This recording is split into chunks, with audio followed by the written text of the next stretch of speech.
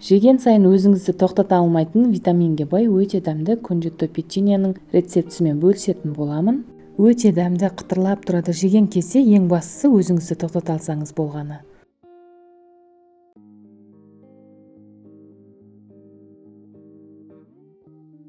Печеньенің қамырын дайындау үшін бөлме температурасындағы 100 грамм сары май қажет және 120 грамм қант қажет. Екеуін жақсылап араластырып аламыз венчикпен.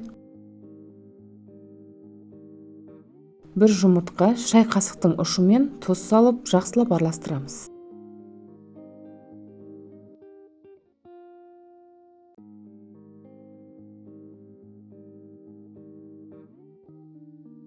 Жақсылап араластырып болған соң 175 грамм күнжут қажет болады. Қолданған күнжуттеріңіз қандай тәтті болса, жасап жатқан печеньеңіз де сондай тәтті болады.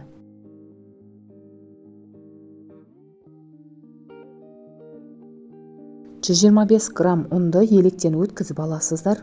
Бір шай қасық разрыхитель қосып, барлығын жақсылап араластырамыз, толық араласқанша. Араластырып болған соң, холодильникке 1 сағатқа бетін жауып қойып қоямыз. Мұздап қатқан қамырдан видеода көргеніңіздей 1 шай қасық алып, осылай дөңгелектер жасап шығамыз. Егер грамда өлшейтін болсаңыз, 13-14 грамнан алсаңыз болады. Печеньелердің арасын ашық қылып жайғастырамыз, піскен кезде жайылады. Печеньені пешке салмай тұрып, пешті 5 минут қыздырып аласыздар. Әркімнің пеші әрқалай болғандықтан градусын өздеріңіз байқайсыздар, тез пісіп қалады.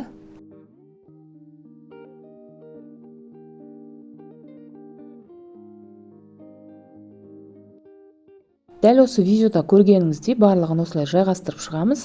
Піскен кезде осылай жайылып шығатын болады. Егер де сізге осы рецепт ұнаса, сіз де жасап көріңіз және жақындарыңызбен бөлісуді де ұмытпаңыз.